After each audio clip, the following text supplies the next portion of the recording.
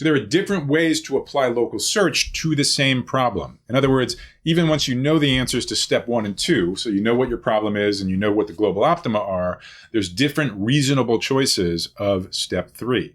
To illustrate this, let's go back yet again to the traveling salesman problem.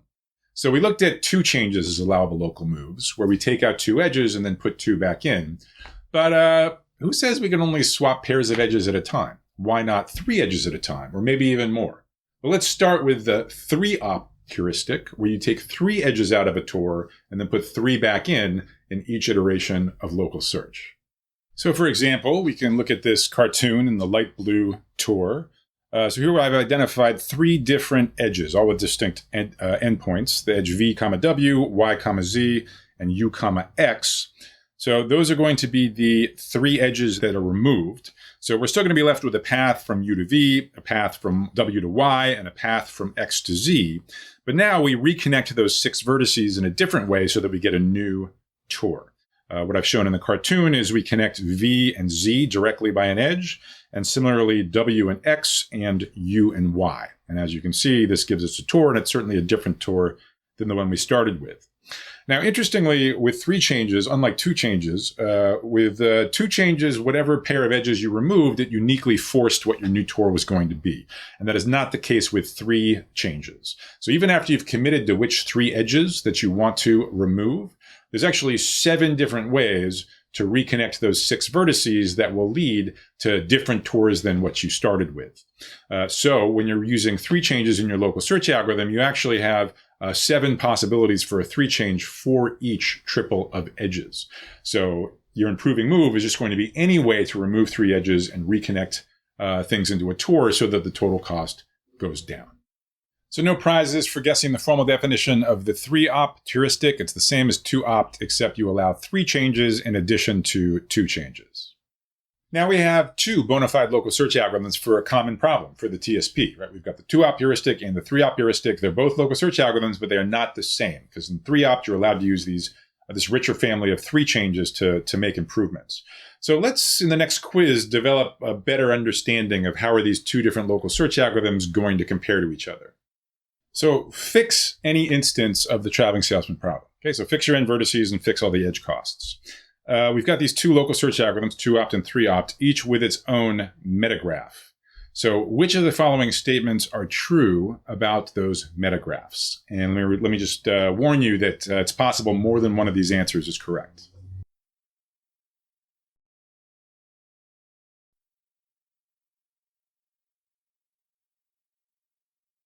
All right, so the correct answer is the first one, A, and also the last one, D. So to see why, remember that the 3-opt heuristic has only more options of local moves than the 2-opt heuristic. 2-opt has to only use 2 changes. 3-opt can use a 2 change, or it could also use a 3 change if it wants. So because edges of the metagraphs correspond to the allowable local moves, and the 3-opt has only more of them, it also has only more edges. So that's why answer A is correct. If you're an edge of H2 for 2-opt, then you're also an allowable local move for 3-opt. And then if you think about it, that means that answer D is correct as well. Because if you have a vertex of the metagraph that has a neighbor in H2 with better objective function value, meaning that if you have a vertex which is not a local minimum in H2, then this exact same local move, this exact same neighbor, shows that the vertex isn't a local minimum of the graph H3 either. So turning that around, that means every local minimum of H3 is definitely also a local minimum of H2. Said another way, if you look at all the tours which might plausibly be the output of the 3-opt heuristic, all the places where it might get stuck, those are also all tours where the 2-opt heuristic might get stuck as well. There may be other tours which are locally optimal for 2-opt, so there's no improving 2 change, but on the other hand are not locally optimal for 3-opt because there is an improving 3 change. So whenever someone gives you more than one algorithm for the same problem, you want to sort of press that person for guidance about which algorithm should you use and when. So that's what I've done here, right? I've shown you could apply local search to the TSP in multiple ways. And so if you were going to attack TSP with local search, which is a pretty good idea, you might be asking, does it make sense to allow 3 changes or should I not bother? Sort of what are the trade-offs? And, honestly, with local search, usually those kinds of questions are best answered empirically by trying out several options on data that you think is representative for your application. But this quiz, and specifically answer D, it does sort of indicate a general advantage of large neighborhood sizes, which is as you allow more and more local moves, there are fewer and fewer local optima. And so local search is less prone to halting at a local optimum that is much worse than a global optimum. The primary downside of larger neighborhood sizes is that it slows down the sort of test in the while loop when you're checking for an improving local move. So for example, in the traveling salesman problem, checking for an improving 2 change takes quadratic time of the number of vertices, while checking for an improving 3 change takes cubic time, because there's a cubic number of potential 3 changes you could make. So one approach you could take as a heuristic to balancing the pros and cons of large neighborhood sizes is you could imagine using the largest neighborhood size possible, subject to having a target per iteration running time. So like maybe you want to say, okay, I want every iteration of my local search algorithm to run almost always in at most a second or almost always in at most 10 seconds. And then subject to that budget, just sort of use the biggest neighborhood that you can so that you'll have the fewest poor local optima. So now that we've gone very thoroughly through the modeling decisions, steps 1 through 3 of applying local search, let's proceed to the algorithmic decisions in steps 4 and 5, where we need to finish specifying exactly how the generic local search algorithm is going to work. Specifically, how is it going to be initialized? And secondly, when there are multiple improving moves, how are you going to choose among them? So let's start with the first question. How do you initialize? Well, in our TSP example, we kind of already suggested what might be a natural thing to do, which is just initialize with the output of a greedy heuristic, like the nearest neighbor heuristic.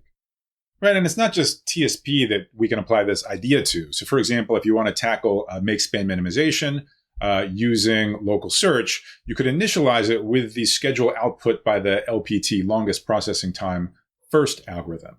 Right, because then at least you're starting from a schedule whose make span is at most 33% more than the minimum possible. And after local search, it's only going to get better. Similarly, if you wanted to do maximum coverage using local search, you could initialize it with the output of the greedy algorithm that we studied. So greedy initialization is often worth trying. Actually, a second often really good idea for initialization is just to choose the feasible solution randomly. And at least for the problems we've been using as running examples, it's quite straightforward to see what a random solution would mean. So for example, in the TSP, rather than doing anything greedy or clever, you would literally just pick a random ordering of the vertices and then look at the tour that visits the vertices in that order, coming back to where it started. It's even simpler in make span minimization, right? So for each of the n jobs, just independently assign it uniformly at random to each of the m machines. So each job is equally likely to be initially on each machine, and you do it independently for all n jobs. Same thing with maximum coverage.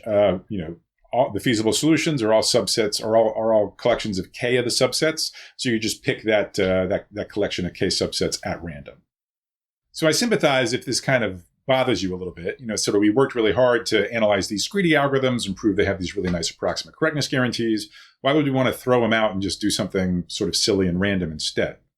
But it's important to realize that just because you start local search at a better solution, that doesn't mean that local search will end at a better solution. So in fact, an ideal initialization procedure is one that quickly finds a starting solution that is not too bad, but also has lots of room for local improvement. And in many cases, random solutions fit the bill. So the other algorithmic decision is, as we've seen, there may be multiple competing improving local moves from a given feasible solution. And for your local search algorithm to be fully specified, you need to say which one you're going to use. And there's several approaches. We've touched on a couple. So the first thing, which is what we did in our running example, is you could just sort of enumerate all of the possible local moves. And as soon as you find one which is improving, you take it. So that rule makes a lot of sense if you want to make sure that each iteration of the main while loop is as fast as possible. Right? Because if you're enumerating all of the local moves, and if you find an improving local move early on in that enumeration, boom, you can stop. You can just move on to the next feasible solution and start all over again. If you wanted to prioritize how rapidly the objective function improves iteration to iteration, as opposed to the running time spent per iteration, a different thing you could do is you could be patient. You could look at all of the local moves. So for example, in 2opt, you'd be looking at all roughly n squared of the possible 2 changes, and you would pick the local move that is the best, that is, that improves the objective function by the largest amount. So the second rule will definitely give you a slower per iteration running time than the first rule, But you might hope that you wind up executing fewer iterations because you're aggressively making progress in the objective function, iteration to iteration. One third thing you might want to do that we didn't mention before, especially if you want to encourage your local search algorithm to kind of explore the solution space, is amongst all the improving local moves, you could pick one at random. So I get it if this third rule kind of strikes you as the worst of both worlds of the first two, right? It seems like it might be as slow per iteration as with the second rule, and then as slow with the improvement in objective function as with the first rule. So that seems kind of bad. It'll make more sense in a couple minutes when we start talking about avoiding local optima by injecting randomization into your local search algorithm and running multiple independent trials. So that's kind of the context in which this third rule makes the most sense. How about performance? So if you run a local search algorithm, should you expect it to run quickly, and should you expect it to output high quality solutions? Well, for many local search algorithms, the answers and trade-offs are basically the same as what we already saw in the two-opt heuristic for the TSP. So let me just recap what those properties were. So first, we're not worried about local search getting into an infinite loop, and that's because each feasible solution it considers is strictly better than the previous one. So if you only have a finite number of feasible solutions, like in all of the applications we're talking about, that means eventually local search is going to halt necessarily at a locally optimal solution. And like with the two-op heuristic, most local search algorithms unfortunately do not have a provable running time guarantee. There are going to be pathological cases where they need a tremendous number of iterations before they halt at a locally optimal solution. There are some exceptions. There's some local search algorithms which you can guarantee will halt in a polynomial number of iterations, but they're really the exceptions that prove the rule. So the good news is that's not actually much of an impediment to applying local search to real-world problems. And that's because the instances that tend to show up in realistic applications, local search tends to halt, not necessarily super quickly, but in a tolerable amount of time. Like two-opt, we said it often takes a superlinear but subquadratic number of iterations to reach a locally optimal TOR. And that's roughly characteristic of what you see with lots of other local search algorithms as well. Another reason it's not that big a deal that local search, at least in principle, could take a lot of iterations to halt at a local optimum is you can always stop the algorithm early. So you can set a timer, after an hour or after a day. And when the timer goes off, you just say, hey, local search algorithm, give me the most recent and therefore the best solution that you ever managed to find. So let's move on to the quality of the solution you can expect from the output of a local search algorithm. So like with the two-op heuristic, it's very common that local search algorithms have no provable approximate correctness guarantees, like the ones that we saw for the first three greedy algorithms in this section. Again, there are a few exceptions. There are local search algorithms that do have provable approximate correctness guarantees, but they're again sort of the exceptions that prove the rule. Again, the good news is that empirically, local search algorithms seem to do surprisingly well. It is very common for local search to return a really quite good locally optimal solution. It's not too much worse than a global optimum. That said, while for the running time, you pretty much will never in your life see iterations where local search needs an exponential number of iterations to converge. You certainly will see in your life cases where local search outputs a really crappy locally optimal solution. That can happen, and we're going to talk next about how do you tweak local search to minimize the chance that you get stuck at these bad local optima. So very frequently, local search gives you a high-quality solution, but you cannot count on it. It will sometimes give you poor ones as well.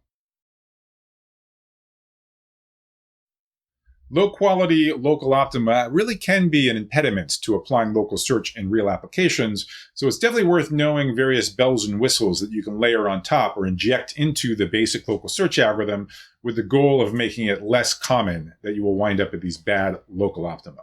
So let's look at a number of ways you might go about that. So one thing you can do we've already touched on, which is that if you're finding too many lousy solutions or locally optimal, just allow more local moves, and some of them will stop being locally optimal. Remember, just because you're a local minimum for the two-op heuristic, there's no improving two change, you may not be locally optimal for the three-op heuristic. There may be an improving three change. So in general, increasing the number of local moves decreases the number of local optima, so you're less likely to be in any of the poor local optima. But actually, the first thing you should try, and the very simplest thing you can do that can sometimes make a big difference, is to inject randomization into your local search algorithm. So we've already touched on two kind of very easy places to inject randomization into your local search algorithm. One is in the initialization. So for example, instead of using the nearest neighbor heuristic to pick an initial tour, you could just pick an initial tour uniformly at random. And then the other place is when you're choosing among multiple improving moves. You could pick one of those at random. Now, once you have a randomized version of your local search algorithm, this is great. You can start exploring the space of local optima. You just run your local search algorithm over and over again. Independent trials, run it 100 times, you'll get back 100 local optima. There'll be some duplicates, but generally speaking, you will see different local optima across the different runs of your local search algorithm. And in most applications, all you need is one of them to be good, right? If 99 of them are bad local optima, but one of them is a good one, that's the one you're going to be using. If you're really desperate to inject more randomization into your local search algorithm, you can even consider allowing, with some probability, the algorithm to take moves that make the objective function worse. So for example, here's one simple way you could go about this. This will sort of loosely correspond to simulated annealing, if that's something that you've heard of. So imagine you're at some feasible solution. So like in the TSP, you're at some traveling salesman tour. The first thing you can do is you're going to pick a local move uniformly at random. It may or may not be improving, right? So like in the TSP, there's n times n minus 3 over 2 different two changes you could make. You're going to pick one of those uniformly at random.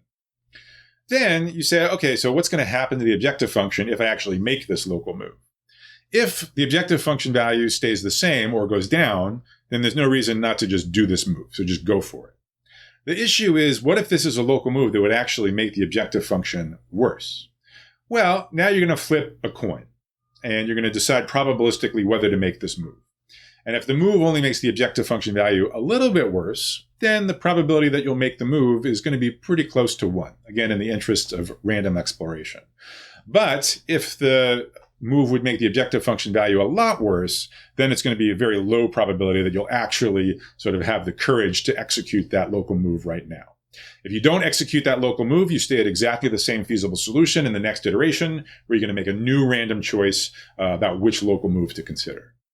Let me point out that when you allow non-improving moves like this, a local search algorithm is generally not going to halt. It's going to run forever.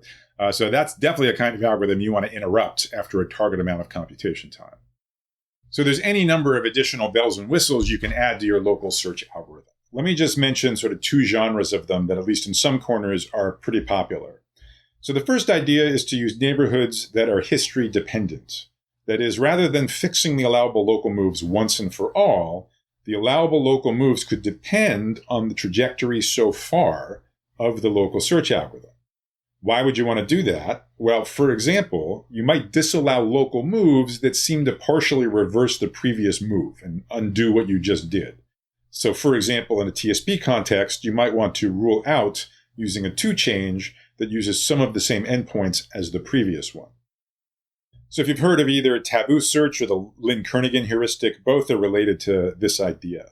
And maybe one of the strongest motivations for history-dependent neighborhoods comes from the previous point for local search algorithms that allow moves that make the objective function worse in addition to better.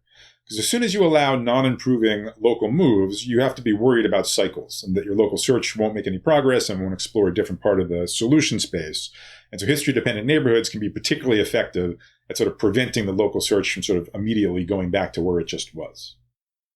Finally, while the local search algorithms we've discussed so far just maintain a single feasible solution throughout the entire execution, there's also a variance where you maintain a population of feasible solutions. So for some parameter k at least 2, the algorithm will maintain k feasible solutions at all times. Each iteration of the algorithm is now responsible for generating k new feasible solutions from k old ones. For example, by keeping only the k best neighbors of the current k solutions, or maybe by combining pairs of current solutions to produce new ones. So if you've ever heard of genetic algorithms or beam search, both of those are based on this kind of idea. So as someone who's made it this far into Algorithms Illuminated, Chapter 20 of Part 4, you're someone who knows a lot of algorithm design paradigms. And here I'm giving you yet another one. So the question you should be asking me is, when is local search the first thing you should try? So let me give you a list of reasons why you might want to use local search. If your application checks several of these boxes, I would give it a shot. So first of all, local search is relevant when you don't have enough computational power to solve the problem optimally. Like maybe it's an NP hard problem and the instances are of a reasonably large size. That is, you should consider local search primarily when you're committed to the approach of fast heuristic algorithms. So second, provable guarantees are not really the strong suit of local search algorithms. As we've discussed, in many cases, you can't prove that they're guaranteed to halt quickly because there will be pathological examples that you'll never see, but there will be pathological examples where they don't converge quickly. And you won't be able to prove guarantees generally about the solution quality because, even empirically, you will see cases where local search algorithms output very low quality solutions. The one exception to that second point is we mentioned that you can use local search as a post-processing step after using some other heuristic algorithm. So if that heuristic algorithm you start with has an approximate correctness guarantee, like the first three greedy algorithms that we studied in this chapter, then of course, tacking on local search at the end, that only makes things even better. So you inherit the approximate correctness guarantee from whatever heuristic generated the starting solution for your local search algorithm. But still, generally speaking, if you're looking for provable running time guarantees, provable correctness properties, generally this is not going to be the first design paradigm you look to. One nice thing about local search algorithms is, at least in their most basic version, they're quite simple, quite easy to code up. So if you need a quick and dirty heuristic stat for a problem, local search is often a good place to get started. Now, mind you, to sort of squeeze all the possible performance out of local search, you generally have to do a lot of experimentation, and that can actually take quite a bit of time. But just to get basic versions up and running, that's a relatively easy implementation project. Then, as we've mentioned, one really almost no-brainer use for local search is to improve on solutions that you may have gotten from a different heuristic algorithm. Again, as long as you have some additional computation time you can throw at making the problem better, why not? Why not use local search and see how it does? So another unusual benefit of local search algorithms is that you can stop them at any time. They are, quote-unquote, anytime algorithms. And a lot of algorithms are not like this. So, for example, later when we talk about state-of-the-art solvers for mixed integer programming, say, it is not the case that if you just terminate after 5 minutes, it gives you something useful, whereas a local search algorithm does.